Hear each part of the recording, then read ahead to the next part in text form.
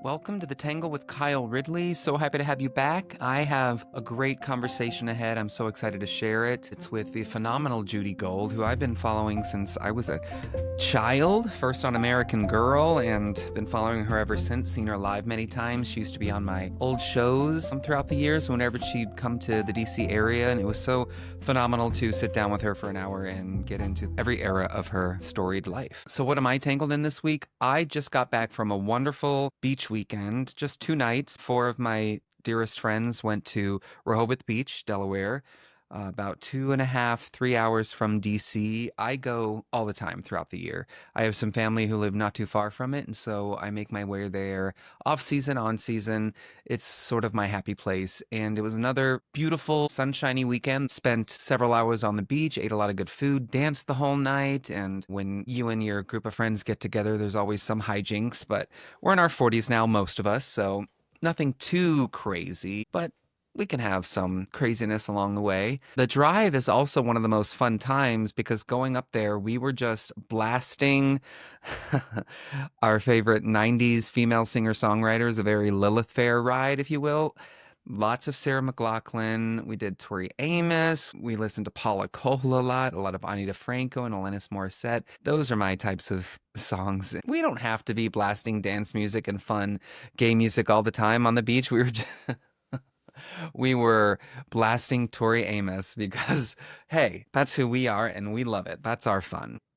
But I got over some of my past, I think, phobias on this trip. One, well, all 4 of us were in a room. A lot of times it's a smaller crowd for me, but no issues, no drama. We all are adults. We had our space as needed, and we slept okay. Not to overshare, but come on, you guys know me, right? So I've always been pretty body self-conscious, and it's gotten better with age, but it takes a few decades, some therapy and some medicine along the way. And I'm not like overly confident about my body. There's always work to do, but I'm fine. I'm content with it. But I'm always conscious of it, conscious of what I'm eating and what I'm putting into my body and how I'm aging. But I try to stay fit. I try to work out every day, most days, and eat healthy for the most part. But there's always part of me that's a tinge of self-consciousness when I'm on a beach or having to remove clothes in front of strangers or even close friends, someone that I'm not in a relationship with. And I've gotten better at that over the years as far as taking off my shirt. It probably wasn't until I was in my 30s that I was comfortable with it. I was always wear a shirt, but I've never been one to walk around naked in front of people. I guess most people can say that, right? But growing up, I never changed in the locker room. I would hide in a stall and change in gym class and never showered in school.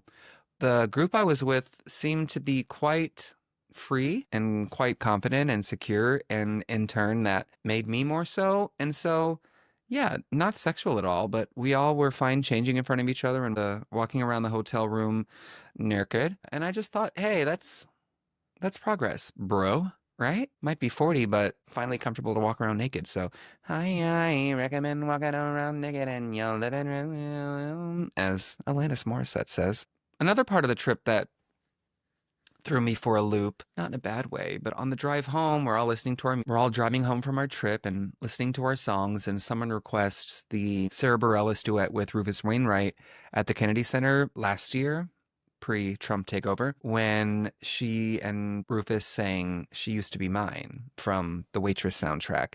And I actually was at that show, and it was incredible to see live, and there were some songs that I'd never heard before that I have had on repeat ever since. And that song, She Used to Be Mine, their performance was put up on YouTube afterward, and I've rewatched it, but something about driving home on this trip, I think when you have a really high volume, high energy weekend and you're exhausted and you haven't slept in your bed, and I get a little emotional when I'm tired, so I put it on, not thinking anything, and then halfway through the song, I just started crying, and it was a pretty cry at first, just, some watery eyes that I was wiping away, and and then suddenly I just could not stop for several minutes after the song, and I was just like, guys, I don't know. I don't know what's happening.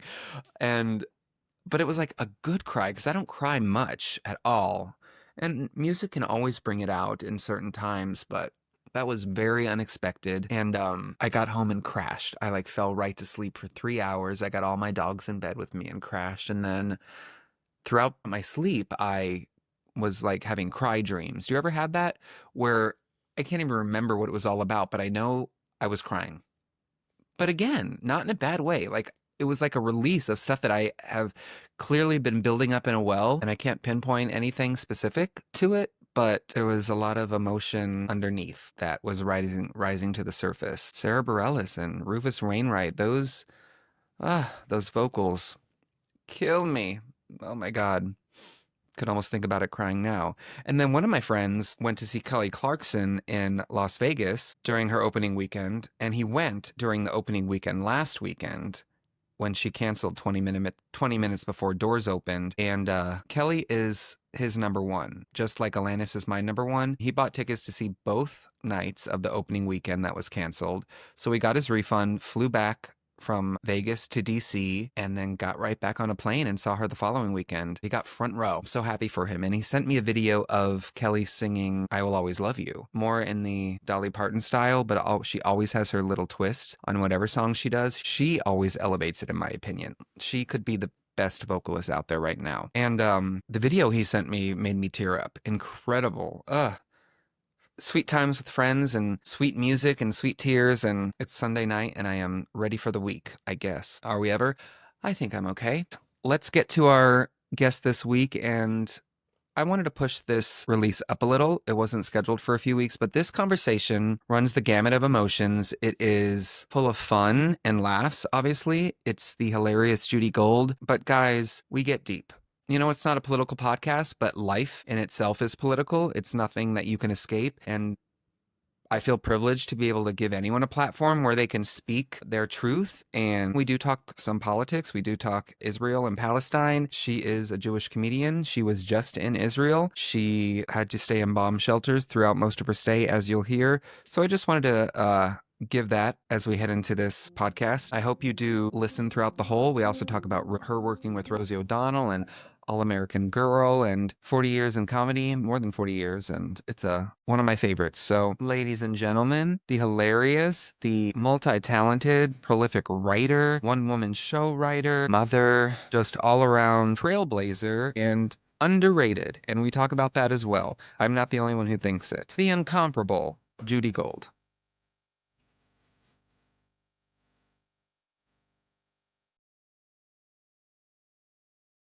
I'm so happy you're here, and I'm so grateful that you agreed to do this. Oh God, I love you, Kyle.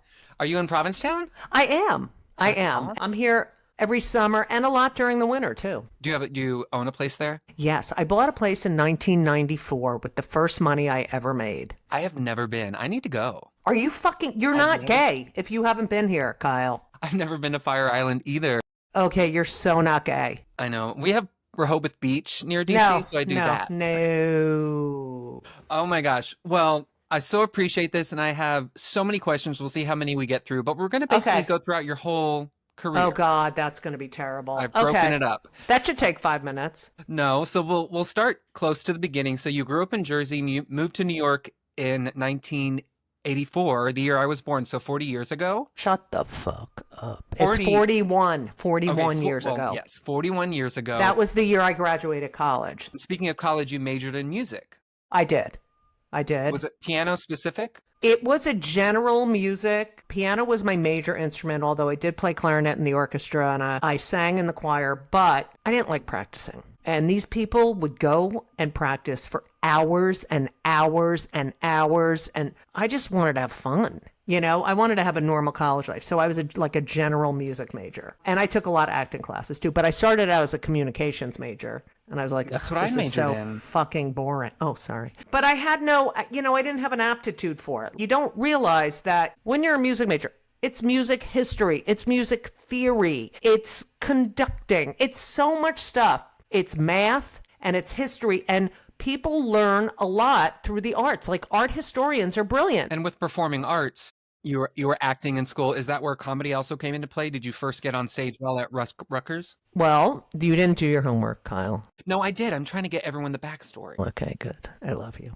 So I lived in a dorm, and our resident advisor, we called them preceptors at Rutgers. We had a really fun floor. And Howard, his name is, for Secret Santas, instead of just like, you got a Secret Santa and they buy you a gift and blah, blah, blah, blah, we did it so that everyone for an entire week did shit, like got notes on their door saying you have to go do this today. And then you got a little teeny gift at the end of the day. And then at the big party, the big holiday party, that is when you got your big gift and found out who your Secret Santa was. So this is my sophomore year.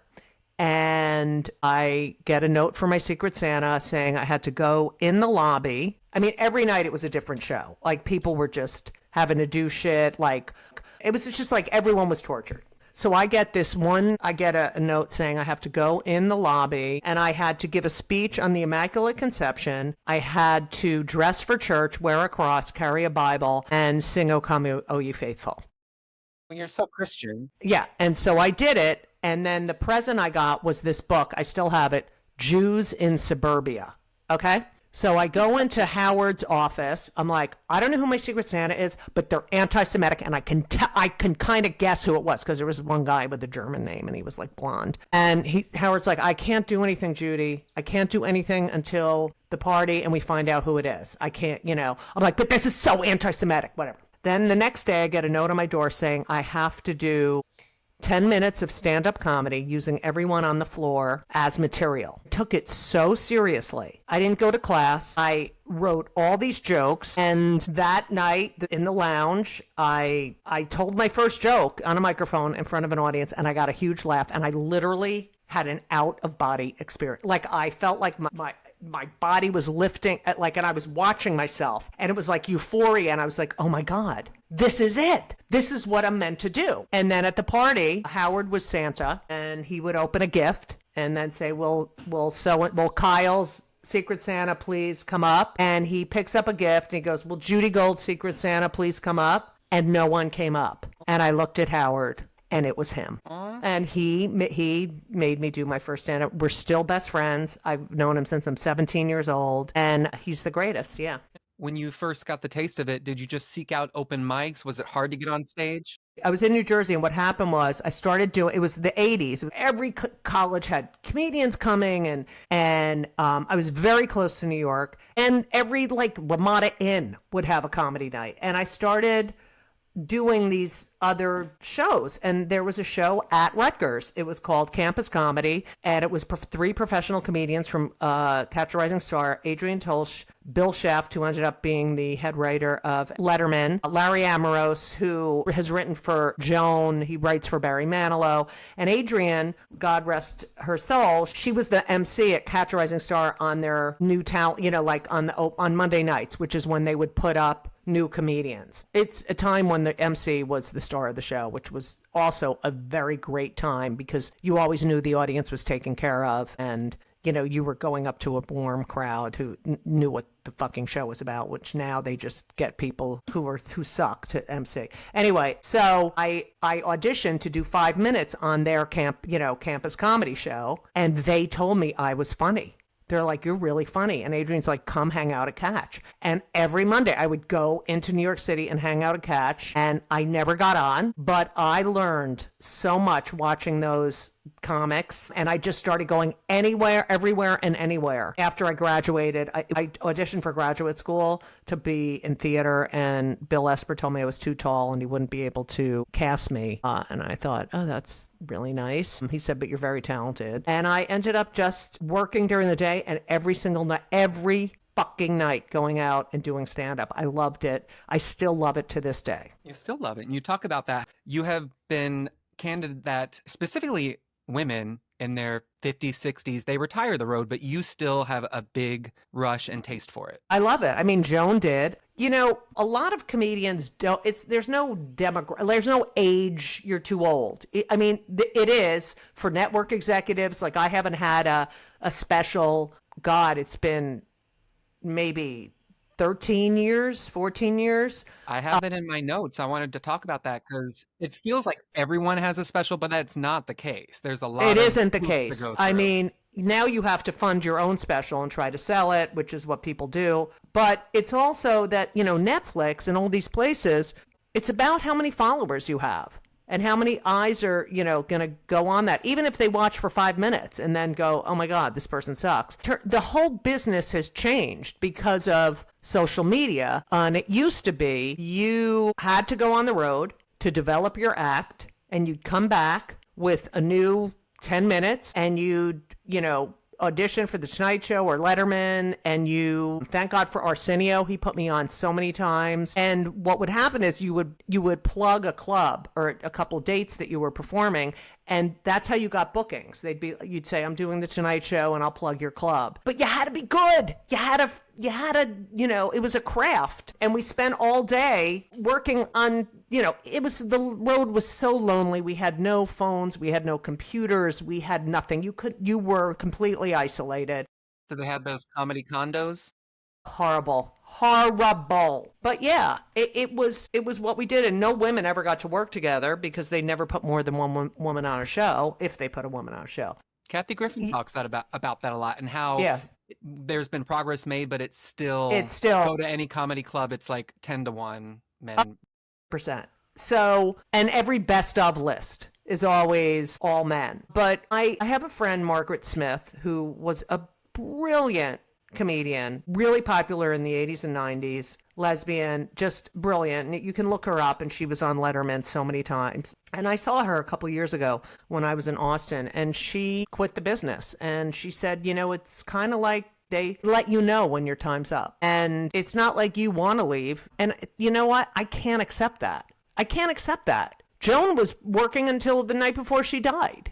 Look at all of these men who go on and on and on. And there's no like, oh, he's too old. Funny is funny. That's it. And I am going to continue doing this. It's what I love to do. And I still get a rush. You're an inspiration to so many. I like that you mentioned Joan and you've mentioned Phyllis Diller as an inspiration, because you weren't just... Also, Toady Fields, I have to say that. Right, and you didn't just grow up looking at the men. Oh, no, I think it was the women. I didn't really laugh at them. I mean, they were fine, but I loved Elaine May, brilliant. Nichols and May. My parents were older, so I saw a lot of stuff that was not my generation, but really hilarious.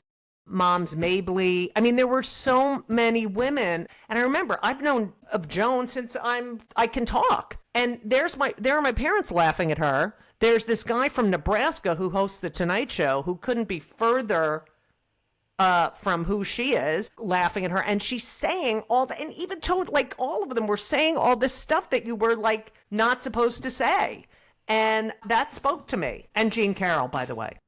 Go ahead. Yeah, it's interesting because I think about the 80s, and when I think about people still doing comedy, especially women, it's like there's there's Rosie O'Donnell, there's Whoopi Goldberg, but there's not many. So I think women do kind of get pushed aside, or it's probably just such a grind, and they're like, I don't want to deal with this anymore. It's funny because Whoopi, Goldie, Joy Behar, Susie Essman, Joy and Susie, they did it and they were great at it, but they didn't fucking love it. Everyone used to be like, why are you doing so many sets? And I'm like, because I fucking love it. But like Paula Poundstone, Elaine Boozler, Kathy Ladman, Sue Kolinsky, so many women Carol Leifer, who came before me. Wendy Liebman still does it. It's just that it's not in this, we're not getting HBO specials. You're also, I would say you're probably doing it more than most. You are out there every weekend. You're still touring the country. I know you don't love the travel part, but it's all worth it. I hate it. There. It's funny. I still get the same rush when I get on that. My son said to me, you are like such an old lady, like an old Jewish mother, until you get to the Comedy Cellar. And, the Comedy Cellar is on West 4th Street, and we live on West 92nd Street. And he's like, your age decreases as you go down there, and when you come home your age increases. And it's true. I'm sitting there with my notebook. I'm 62 years old, like sitting on a train with my notebook, going over my set, going, I can't wait to try this joke out. it's the greatest. It's such a great art form. I mean, it's changed so much. The way you become successful is not because you're, a great comedian. Now you have to be a great marketer. I mean, when I tell you I started with Jon Stewart and Ray Romano and Jeff Ross and Dave Attell and all these guys who've had these huge careers, and Jim Gaffigan used to open for me. I mean, I have a long history in this business. And also women, not all of them, they have families. And, if you want to be there for your kids, like I talk to Rachel Feinstein about this all the time. Oh, I love her. She's the greatest. And Jessica, Curson, Jim can have 5 kids and have someone at home taking care of those kids. So it's like we have different trajectories. But the fact that people will make funny videos and then a club owner will say, oh, you have this many followers, we're going to book you in the club, even though you don't even know the art of stand-up. You've been doing it a year. And that cheapens the art of stand-up. So people say I'm bitter, but I just say I recognize great comedy, and I really appreciate it. So let's move to the 90s, because for me, I feel like you've been in the zeitgeist forever. I remember your first TV appearance, and because I was a huge Roseanne fan, that was your first My God, yes. time on TV. And that was like 90, 91. So did it feel like you were successful pretty fast for you? I think I was. It's so interesting how things came about. Did Caroline's Comedy, it was Evening at the Improv, Caroline's Comedy Hour, VH1 Stand-Up Spotlight. There were all these like cable comedy shows because it was starting this boom. And I remember someone missed their flight for Caroline's Comedy Hour in 1989, and they called me at the last minute. And that's how really I got my first stand-up on TV show. And I killed. And then I started getting booked on all these other little cable comedy shows. And I remember I auditioned to go on Roseanne, and I got this part. It was a woman who works in the lingerie, a tall, big and tall lingerie shop. And I remember, as such a TV, like I was addicted to television growing up. I remember walking on set for the first time on a TV set and seeing the comforter on that couch, that patchwork comforter. And it was like, it was huge for me. It was huge. Like, this is where it happens. Because all I wanted to do was like live with the Partridge Family and the Brady Bunch and 8 is Enough. I just wanted to escape through the friggin' television, And that was the biggest show at the time in the 90s for sure. Yeah. And such a lasting impact. And speaking of lasting impact, you were a series regular on All American Girl. Oh, yes, that's So oh my God. early 90s, you and Margaret Cho. I know there was a lot of tumultuous stuff that went on with getting this show on the air, but it was the first Asian American family on national television, syndicated sitcom. 30 years later, now more than 30 years, looking back, what do you feel about this show and its impact? Well, first of all, the impact for me is that Margaret, Maddie, BD, Wong, Amy Hill, we're all still in touch. I know so much of what went on, and I know how talented Margaret is. And, we were on a network that wanted to have this first Asian American family be palatable for white people and really avoided any sort of subversive and, really interesting stuff that goes on as the child of immigrants. I think it was a step, and I think they were not great to Margaret. I think the writing lacked a lot of originality and stuff, but it bought me this house that I'm in right now in Provincetown. I took that money and bought this house. But, it taught me a lot about how TV worked, and that it wasn't all like twinkly and, every time like you'd go to rehearsals and you'd see these executives in the corner and they'd be like, their arms are folded. And I'm like, do you want me? Every time we had a rehearsal, I'd be like, do you guys need me to pack my shit up and leave? It was like, but it got me seen. Someone who's, as Bill Esper said, uncastable because I'm so, gigantically tall. And it was a dream come true. And I never got to be I did get a series regular, and then the show was canceled. And then, I ended up doing a lot of guest stars and recurring shit. But yeah. I yeah, have some that I want to talk about later on. Uh-huh. But yeah, that impact, that show specifically, it opened a lot of doors. It was groundbreaking at the time, but also at the same time, it took 20 plus years for another Asian American family Right. fresh off the boat to come on air. Right. Okay, we kind of touched on this already, but I want to talk about two documentaries that you were a part of, Outstanding and Hysterical. So one about LGBTQ comedians and one about women in comedy. We've talked a lot about women so far, but I want to talk about the evolution in your experience being a gay comedian from the 80s, 90s to now, the progress we've made and what still needs to be done. Well, the Hysterical documentary was produced by Jessica Curson, and it was really her homage to women comedians. So I love her. I love her for that and many other reasons. But Yeah, and Outstanding. just speaking of her, like in her mid 50s, just now making it big. Well, Right. so overdue. Right. I mean, I remember her when she started, and I was her mentor. Like, she would come to my shows and bring her mother, and to watch her do this and figure it all out, her work ethic is incredible. She's great. So the Netflix Outstanding was Paige Hurwitz and Wanda Sykes produced it. Paige directed it. And Paige really wanted to give homage to the LGBTQ comics who were out before it was safe to be out. And also to tell the story of our history. And she, like in the beginning, when I said, you learn about history through music, you learn about history through art. Well, this film, it's just amazing. You really learn about how stand-up comedians helped to facilitate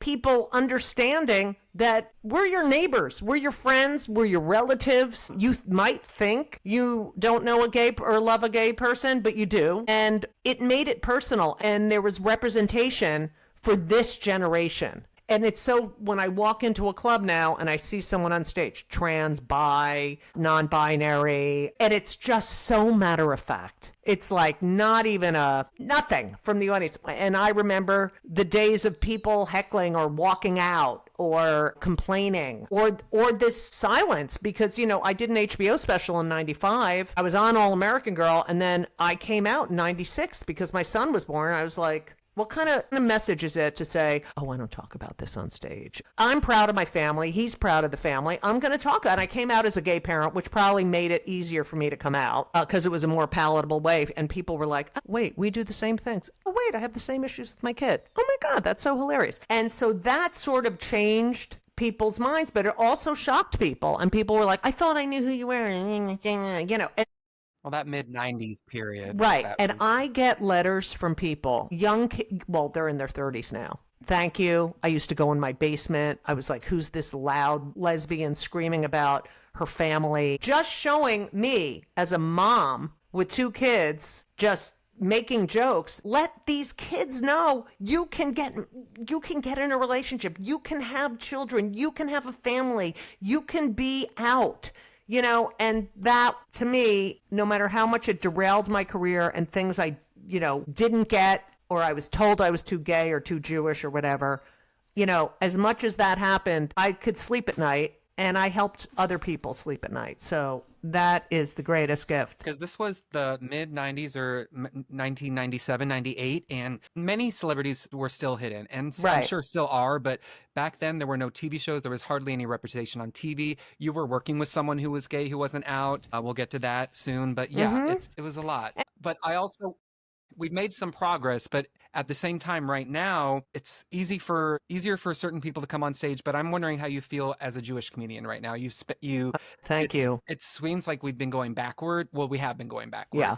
And Thank you you. were just in Israel. Is it difficult for you to lean into comedy and humor during this time, or is it a savior for you? Thank you, Kyle, for asking that question. I have to say that after October 7th, now I had felt an increase in anti-Semitism. I've always been a very out and proud Jew on stage. And after October 7th, I mentioned earlier that when I came out on stage, you could feel a pushback from the audience. People would leave. I remember right after October 7th, I went on stage and killer Jewish jokes that had nothing to do with Israel, Gaza, anything political. Jokes about my Jewish mother. Could feel it was something I had never experienced.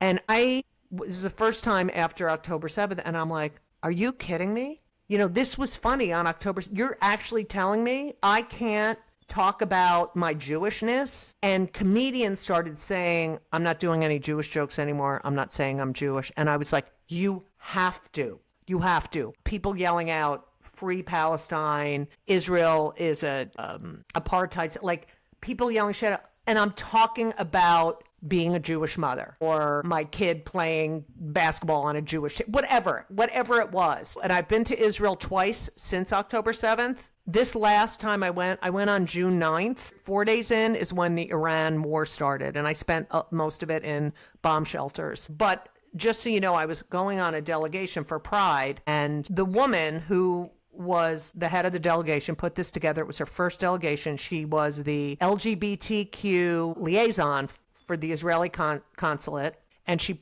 picked 5 Canadians and 5 Americans to go on this delegation. She was going with her boyfriend. Her name was Sarah Milgram, and she was murdered in D.C. with her boyfriend as they were leaving the Jewish Museum. Those were the two. I remember that.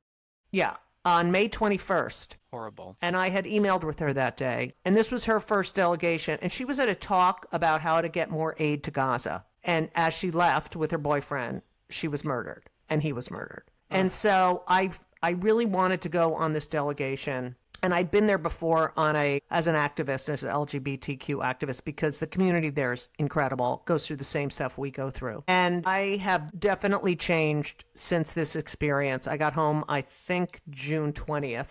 5 days after I was supposed to, and I'm glad I got home alive. And, you know, it's amazing that this is a topic, the Middle East, its history, that all of a sudden there's all these experts on October 8th, 2023, who have opinions based on shit that they see on TikTok or some social media sites or whatever. And there's nuance. I've been there 5 times. I've read multiple books. I still don't know everything. But what I do know is that no Jew wants innocent people dying, no matter what. And stop blaming Jews for what goes on in Israel, which is the size of New Jersey, surrounded by enemies, and stop blaming American Jews and Jews, even Israeli Jews, for what Netanyahu is doing. Do you want to be murdered and raped and burned because of what Trump says, because you're American? It's an excuse to say, see, I hated them all along. And we go through this every 80, 90 years. I feel like it's our turn.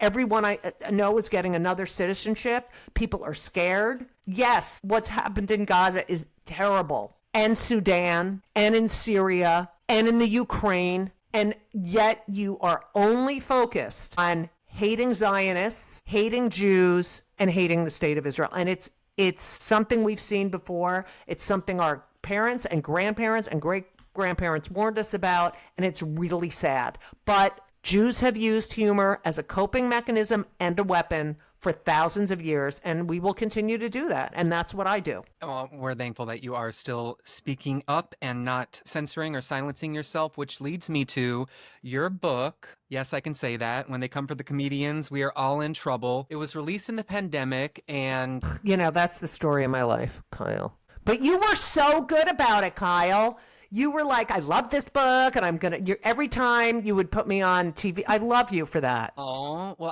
I love the book. I read it. I listened to the audiobook, and we've kind of slowly are moving out of this era of cancel culture where it almost is like you can't be canceled because you'll find another way to get heard. Yeah, I don't think we were ever canceled. You know, no one was ever canceled except for Kathy, you know, because she's a woman.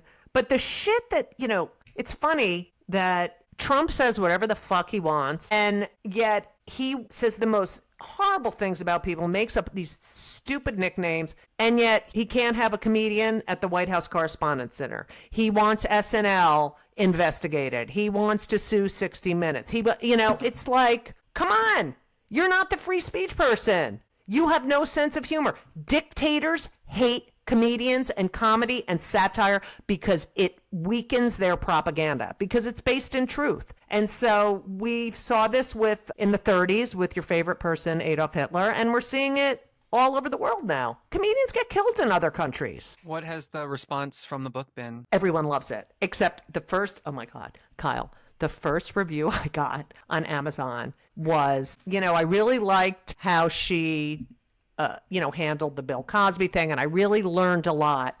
But you know what? She hates Trump. So I'm giving it 1 star. And it proved my point. You're canceling me because I have a different political opinion than you, but yet you learned, you laughed, whatever. Okay. No one better to have written that book. Thank I'm glad you took on that task and got to speak for so many people. Now I want to get to your podcast, which was on for 10 years, and I loved it. Is it coming back? You did 500 episodes? God, yeah. I want to do it again. So what happened was it was called Kill Me Now, and it was great. And then after October 7th, everyone was like, you have to change the name. So, and I was having like Holocaust survivors on. It's like, hi, welcome to Kill Me Now. I couldn't do it. And also, every time you Google Kill Me Now, it's like, are you thinking of taking your own life? So we changed it to It's Judy Show, because that was a big part of my act for many years. It's Judy Show when I was sliding down a spit curl. And so we changed it. We lost a lot of listeners, and then it just became not fun. So I am starting a new podcast with another Jewish performer to just spread Jewish joy and be funny, because it's so fucking morose out there now. But I do love the art of podcasting. And yes, I would love to do another podcast. Anytime I can hear you, and include some rants for sure on that. Oh new my God, podcast. I loved ranting. Yeah. I don't want to keep you too long. We have a few more things to get to. I'll be fast. So I want to double back to one of my favorite eras of yours that many people may not know about, is that you took a slight break from touring in the 90s to be a producer and writer on the Rosie O'Donnell Show, which another groundbreaking show. Yes. I loved it. I would come home after school and watch. Looking back on that, Rosie, that whole show, what was that impact and that experience like? God, it's, actually 2 of the happiest years of my life. I had a new baby. I had a job. Rosie was like, you don't want to go on the road right now. So why don't you submit a writing sample? And I submitted a writing sample, and I was watching the show, and she did one of my jokes, and I knew I was getting hired. And I got hired as a writer, and then I ended up being a producer, because in the writers' meetings at 7:30 in the morning, when you had to pitch jokes, It was a live show.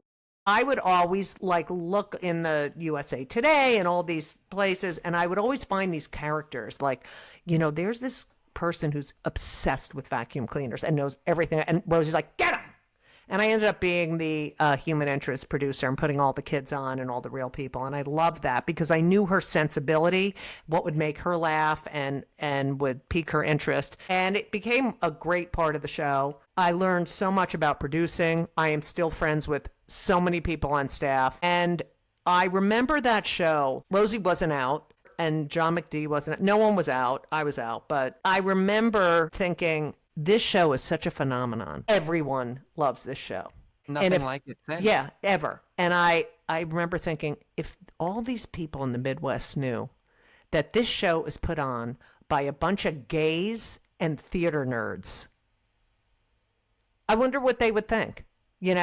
This was all the most LGBTQ friendly. We didn't have the Q. LGBT friendly, just open, queer friggin' theater nerds. That's what it was. Entertaining people who had never experienced anything like this. It was so proud of that show. I was really proud of it. You won some Emmys for that show too, right? Yes.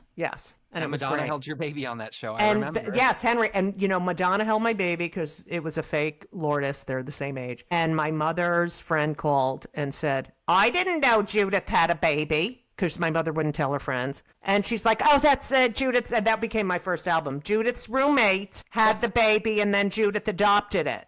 And that became my first album. Yeah. All right. So the show, the Tangle, what are you tangled in right now that you're loving, whether it's something you're binging, that you're immersing yourself in right now? And then what's something you're tangled in right now that is frustrating that you want to get untangled from? Okay. First of all, the Mariska Hargitay documentary. I watched that last night. I want to watch it again. Like it's something I want to rewatch. Yeah. So that right now I'm really honestly tangled in Wimbledon. That's all I do is watch tennis. I love tennis. I play tennis every day. I fucking love tennis. And I think it's a salve for me. I have a little bit of PTSD from my trip, and July 4th, hearing the fireworks was really hard for me. We had a thunderstorm last night. It was really hard for me, but I feel that watching tennis is something I can focus on, because if I look at my phone, which is my thing that I want to stop doing, is doom scrolling, and if I keep reading articles, I'm trying to get out of this pattern of I want to know everything, so I'm more reading it rather than I realize that the news on television is so fucking skewed, and I want to get my information from all different sources. So right now, I am so into Wimbledon, and I'm going to get really depressed next week when it's over. You're athletic. I remember you used to run a lot. Yeah, I ran the marathon. And your son's also. My son just signed his contract to play professional basketball in Israel. I have a son who is a professional basketball player. I know! Can you believe it? Can't believe very it. cool. Did they find you funny? Oh, yeah. We laugh so much. In my family, the only way to get attention was to, like, say something sarcastic or clever or whatever. It's the same thing. We love making each other laugh. It's like such a joy. And it's so important. It is. Stop taking yourself so fucking seriously, everyone. I agree. Okay, last few minutes, just some rapid fire questions. Okay. We'll go through as many as we can. Okay. TV show that you're binging right now other than Wimbledon? Oh, we have so many that we started and didn't finish, like Severance and the John Hamm one. What? You're into sports. You're into sports. I'm a fine. sports person, yeah. Okay. So this is one thing I really want to watch is the Barbara Walters documentary. I love documentaries, but okay. Underrated comedian that you'd think deserves more shine? Judy Gold? Of course. Right. You know what the New York Times called me? The most underappreciated gem of New York comedy. Well, co-sign that. Okay. Favorite city to perform? I mean, I love performing in Provincetown. I gotta say, New York is my favorite city to perform in because it's home. But if it was outside of that, I kind of really like Chicago. What was your first concert? I went to the Garden State Arts Center with my parents, and I saw Burt Bacharach and Dionne Warwick. Oh. Oh my God, it was so good. And what was the last concert you saw? I don't know. I have to ask my girlfriend, what's the last concert we saw? We go to a lot of Broadway shows. Well, that's another one. Favorite Broadway show, past and current? Well, Oh Mary is fucking the best. It's so hilarious. Past? I think, like all time? Yeah, I think Gypsy is my all-time favorite. Favorite Rosie guest or favorite show or memorable experience? I think it had to be Barbra Streisand because for me, she was everything I ever dreamed of being. And I know that she was like that for Rosie. So when, producing this show and seeing her sitting there and seeing Barbara walk out and knowing how much Barbara meant to her and, Rosie's mother loved Barbara, and watching that happen, I cried. It was like I was a little girl meeting so that was my favorite guest. Okay, last part. Do you think you can give one-word answers for this? Okay, It's a test. Go. As you mentioned, you've been on several shows guest starring through the years. If you can describe your experience on these shows with one word. Okay. We'll start with Sex and the City. Fun. 30 Rock? Exciting. The Big C? Impactful. Broad City? Hilarious. Better Things? Oh, that's a good one. Grateful. And Girls Five Eva. Oh, what's the word I'm looking for? Fuck, it's not. All right. The word I'm looking It's hard for. to limit your words. I know. What was the word I'm looking for? It was a joy. That was joy. Yeah, I love that show. Judy, this has been so special. I so appreciate it. Kyle, good luck with everything. You're great. You're just great. You're smart. And I adore you. I appreciate it. I'll post lots of clips of this. There's Okay. some great stuff. Yeah, I'll let you know when this drops. Okay. Bye. Bye. Judy is just one of my favorites. I'm so thrilled that she came on the show, and I can't wait for you to join me next week. Thank you for listening. Please rate, like, subscribe wherever you get your podcasts, and leave a review if you so desire. Good reviews, obviously. Next week, I promise, we're going to have one of my all-time favorites, Ross Matthews, on the show. That's an awesome conversation. I will see you all soon. Take care of yourselves.